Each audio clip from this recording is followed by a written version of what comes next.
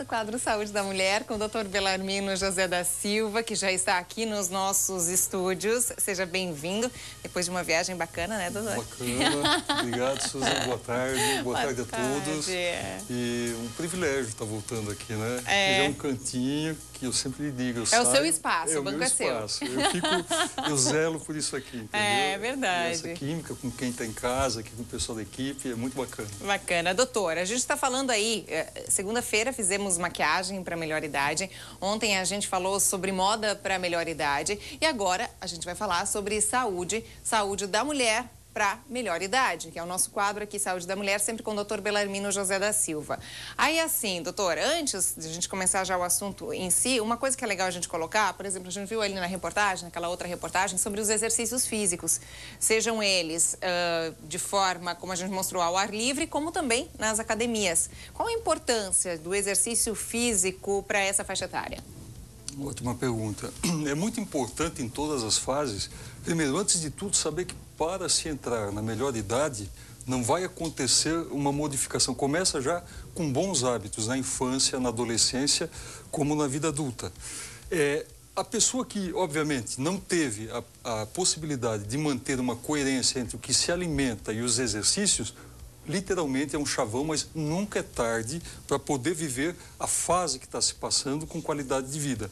Na terceira idade, o corpo ele já não está mais tão flexível. Se a pessoa não tiver um engajamento para poder tentar reverter algumas perdas que possam ter ocorrido durante a adolescência e a vida adulta, ela vai ficar em déficit e não vai ter tanta qualidade de vida quanto aquela que se dispuser a manter uma alimentação balanceada e com muitos exercícios. Vai viver mais. Vai viver mais com qualidade de vida. Que é o fundamental. Que é o fundamental. Então, a atividade física, como você havia colocado no outro bloco, Suzana, era muito importante. Agora, me preocupa um pouco quando é feito aleatoriamente. Então, todo mecanismo que for utilizado para fazer uma atividade física, ela deve ser... Está sob a orientação ou já ter aprendido. O professor não vai precisar estar sempre do lado, mas pelo menos que quem for utilizar o aparelho... Ter a primeira orientação. Ter a primeira orientação básica.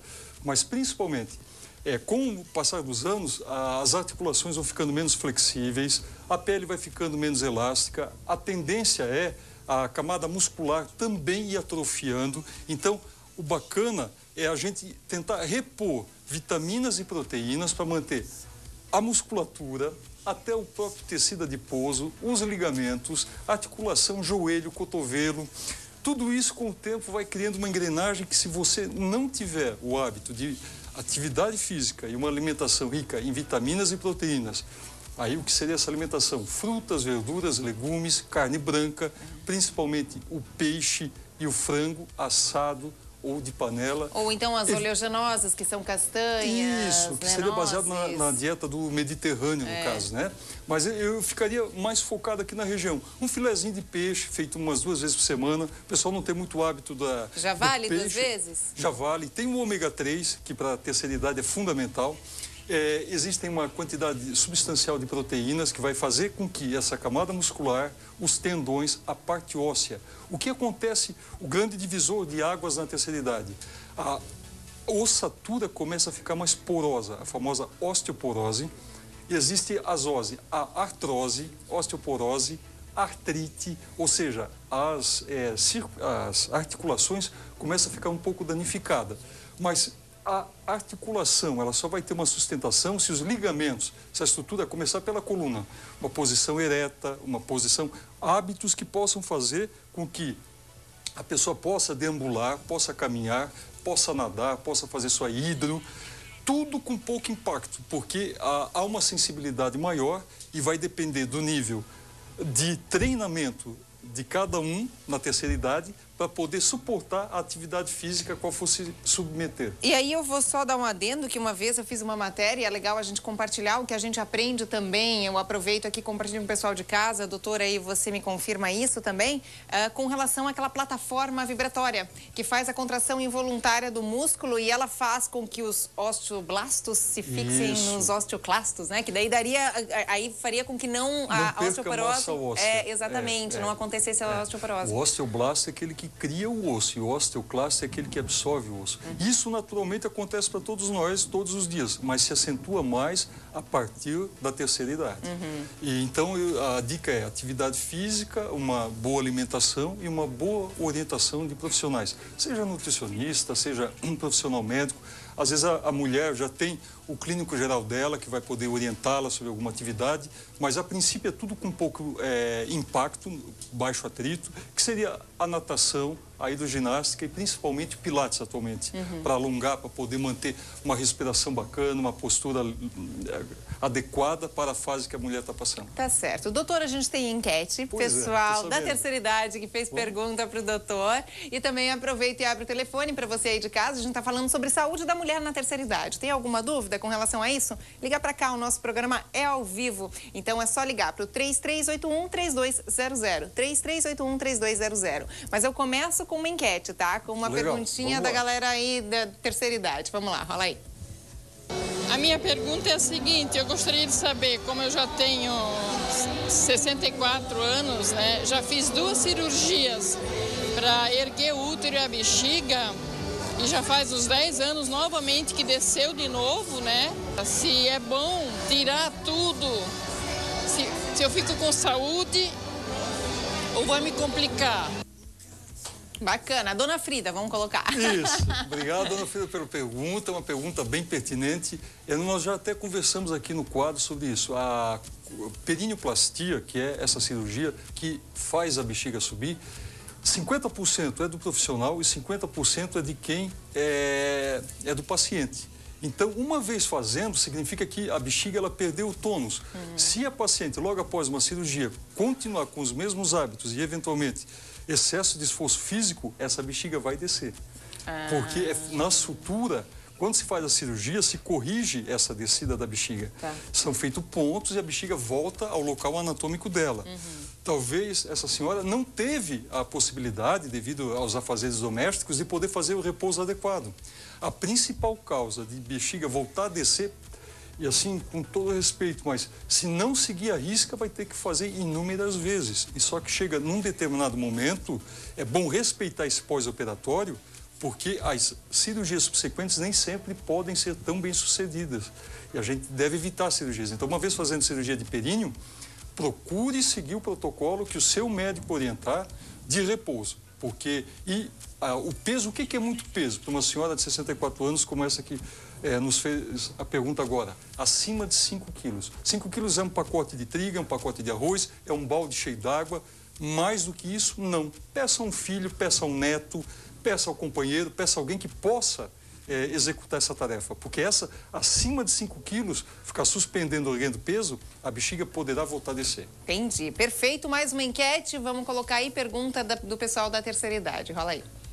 Me sinto fraca, assim, né? Tomo remédio, tudo, me sinto fraca. Tenho disposição, mas eu me sinto fraca. Já fiz exame, tudo, não acha nada, se é da idade, o que é. Estou com 68 anos, não sei se isso é normal, não. Tá uma menina, né, Susan? 68. Uma mocinha. Tá uma mocinha. Mas tá faltando um pouquinho de combustível. O que acontece? Eu estava observando a pele bem clarinha e tudo mais. Então, uma alimentação bem regrada e uma atividade física faz com que o bombeamento cardíaco ele se dê de uma maneira mais adequada. Pegar o sol, pelo menos pela manhã, uns 15 minutos antes, no horário de verão, das 10 horas e no horário habitual das 9 horas, e no final da tarde também. Por quê? Isso ativa a vitamina D e facilita a fixação da hemoglobina no organismo. Então, a hemoglobina é aquilo que carrega o oxigênio, que vai fazer com que nós não ficamos cansados, com fadiga, com dores. E, às vezes, pode ser um quadro de fibromialgia, pode ser uma questão de dor muscular contínua, um déficit alimentar. Existe um exame bem simples de medicina, que é o hemograma. Ele mostra direitinho como é que está, se tem anemia ou não, que a principal causa, às vezes, é um déficit alimentar. Mas, assim, pelo que eu vi, no contexto, nessa idade de 68 anos, é atividade física, alimentação e um pouquinho de sol para poder ativar o sistema até imunológico. Faz com que fixe, né? Fixa. A vitamina D, né, Isso, doutor? Perfeito. Tá certo. Agora a gente tem ligação. Alô, quem fala? Oi, boa tarde, Suzana. Oi, boa tarde. Seu programa é tudo de bom e o doutor aí é um anjo. Ah, ele é mesmo. Obrigado, viu? Adoro o programa seu, tem sempre coisas boas pra gente aprender e esse doutor sempre dá muita informação legal que a gente precisa. Amém, amém. Obrigado, Assinamos obrigado, embaixo, filho. viu? Tá. O nome da Suzana, senhora é o quê? É como? O meu nome é Edete, eu tenho Edete. 56 anos. Tá. E eu tenho lúpus e a minha doença atrofia. E eu faço em casa serviços manuais, montagem de strass. Isso, eu fico muito tempo sentada. Isso é perigoso, doutor? Eu não faço nada de ginástica, de nada. A senhora é portadora de lúpus? Há 15 anos. Certo. Ok, então obrigado pelas E eu palavras. tenho Edete, obrigada. osteoporose. Querida, né? Dona Ivete, obrigado. Boa tarde novamente. Edete. Idete, ok, obrigado, Suzana. Dona Ivete, o lúpus, ele é uma doença colagenosa, ele não dá de conviver bem com o lúpus, mas a senhora vai se ajudar muito mais se a senhora conseguir conciliar uma atividade física, como a senhora mesmo colocou, no dia a dia leva uma vida um pouco mais ociosa. A gente teria que otimizar um pouco mais esse corpo, porque o lúpus ele costuma acometer as articulações, ou as juntas, como popularmente se fala. Então, para a senhora poder manusear bem, ter força na mão, nos pés, para poder caminhar, para poder segurar objetos... E fazer os trabalhos manuais dela? Continuar fazendo os trabalhos manuais, né? É muito importante, ainda mais sendo portadora de lúpus, se a senhora tem essa consciência da patologia, ela dá de viver em harmonia perfeitamente, só que a senhora tenha consciência, pelo que eu entendi na pergunta, que não está fazendo o seu melhor para poder conviver melhor ainda. Se a senhora fizer uma caminhada 3 vezes por semana, 50 minutos, e uma dieta balanceada, como colocamos há pouco, frutas, verduras, legumes e carne branca assada de panela, evitar fritura por causa de colesterol e triglicerídeos, a senhora vai ver que vai ficar de igual para igual com todas as mulheres da sua idade. Olha só que bacana. Muito obrigado pela pergunta. E também pela gentileza toda, né, doutor? Vamos lá, agora a gente tem mais uma enquete do pessoal da terceira idade. Roda aí. Eu gostaria de fazer a seguinte pergunta. A mulher que fez esterectomia, ela precisa fazer o preventivo ginecológico de quantos em quantos anos? Ótimo. Ótimo. Uma pergunta bem polêmica. Eu vou pedir ajuda do Demian para poder Não, explicar. do Rafinha. Agora tá o Rafa. Perdão. Rafa. Aqui, então vamos lá com o Rafa. É o seguinte, ó. Tem colegas que dizem que uma vez retirado o útero é essa estrutura aqui nós temos os ovários e as trompas. A pergunta foi se uma vez retirado o útero, que a principal causa de tumor é nessa região aqui, no colo do útero, se há necessidade ou não de fazer o Papai Nicolau. A resposta é sim, tá? Por quê? Porque nós temos a bexiga, que fica na frente do útero, e o reto, a parte intestinal, que fica atrás. Uma vez fazendo a coleta é feita nessa região aqui, a gente consegue, o exame Papai Nicolau, ele não vai dizer se tem algum problema de bexiga ou de intestino, mas ele vai dizer assim, ó, continue a investigação, porque tem algum processo oncológico que possa estar ocorrendo. Então, é importante, sim, fazer essa coleta e a cada 2 anos, no mínimo, tá? Tá, e doutor, uma coisa também interessante, Obrigado. que a gente sempre coloca aqui, mas eu sempre quero repetir, porque eu acho que é o esclarecimento, quem certo não viu na outra vez, vai ver agora, enfim, é sobre a importância de continuar indo num ginecologista mesmo depois da menopausa. Sim. Fundamental. Fundamental.